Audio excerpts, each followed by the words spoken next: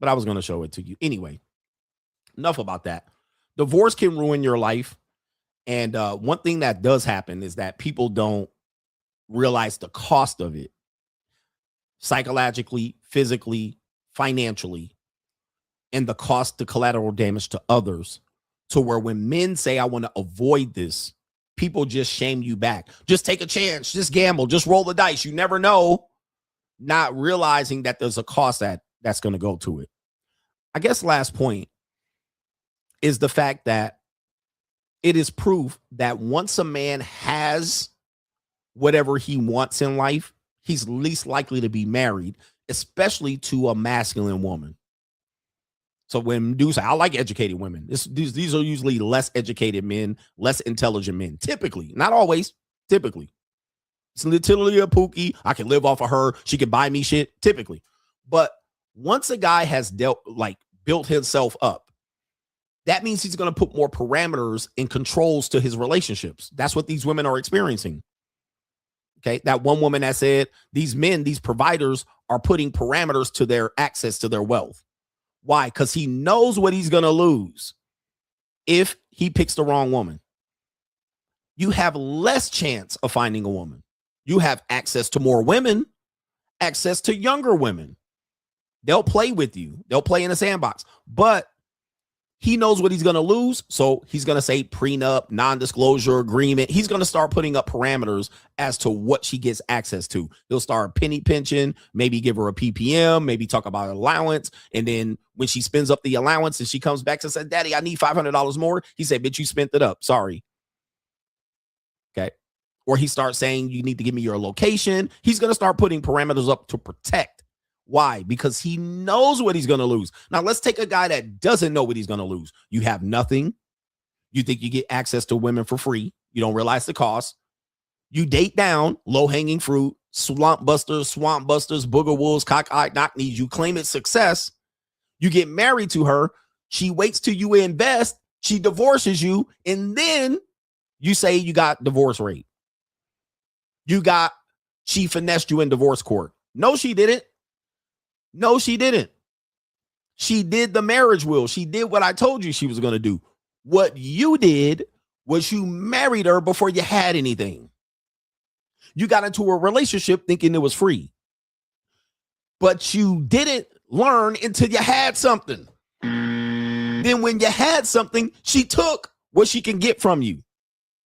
Then you say you got used and finessed in divorce court. That's because you married her thinking that there was no cost. And you got with her when you had nothing. So when dudes say, I'd rather get with a woman when I have nothing so that I know she loves me for me, you don't realize the cost of love. That same woman can take from you just as a woman that can take from you when you have something and she gets into a relationship with you. It's the same thing. Don't just say I want a woman down to be with me when I'm broke so that she can appreciate when I'm up. Let me show you that happens here. I know I got time today. Okay, let me see here. Let me show you this, man. See if this is the one. This has just happened. Tell me I ain't lying, though. Tell me I ain't lying. A lot of guys are trying to figure this out. I just covered this the other day.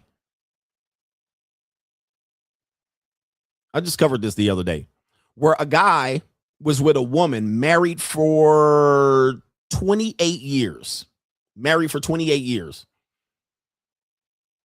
And I covered this yesterday on Locals. So I got to go back to my history. So he was married for 28 years. For 23 years, they didn't have money. For 23 years of that marriage, they did not have money like that. They probably were successful. They had a little family. They have adult children. For most of the marriage, they were trying to make it. So he married her when they both had nothing. They were immigrants from Iran. So if you know anything about that, they probably came over here with very little, so forth and so on. But at some point of the marriage, at the 23rd year, he sold his company And he made $50 million from the sales of the company. $50 million. They were divorced in 5 years. Okay. So for 23 years, while they were making it and piecing it together and working at it, it was fine. He sold the company for $50 million. 5 years later, divorce. Why? Why is that the case? Now, he ended up sending her ass to the Undertaker. He ended up sending her ass to the Undertaker, which I'm not telling you to do, but he said, fuck that shit. She ain't getting shit. Why? Because she then saw what it was worth to divorce him. It was worth $25 million. I don't have to listen to this nigga no more. I'm tired of him. I'm fed up. Where when before she couldn't leave him. Why? It wasn't financially feasible. It wasn't financially make sense to leave him. I'm not going to leave him now. I'm going to get nothing. So I'll stick around. I'll stay. I'll be with him. I'll act like I'm happy. We'll play family and play house. Okay. But soon as he got that, they had financial fall. She got an apartment on her, separated from his ass, and then filed for divorce. And he promptly sent her ass to the Undertaker. And like I said, I'm not telling you to do it. Right? But there it is right there. Because it makes sense, financial sense. She knows what she's getting. He knows what he's losing. He can't post nuptial agreement. The cost of love. The cost of love. Now, that's just one example. That's an extreme example, but that's an example.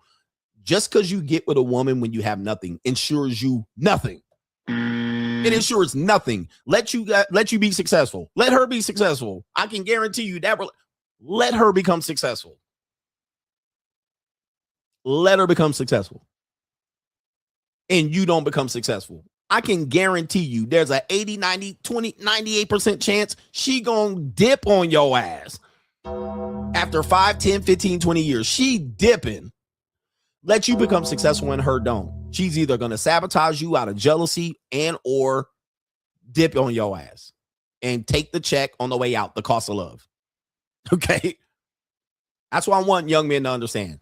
Just because you think a woman likes you and she's going to use you for money, so you rather not get money and meet the woman of your dreams when you don't have money so that it ensures that she likes you.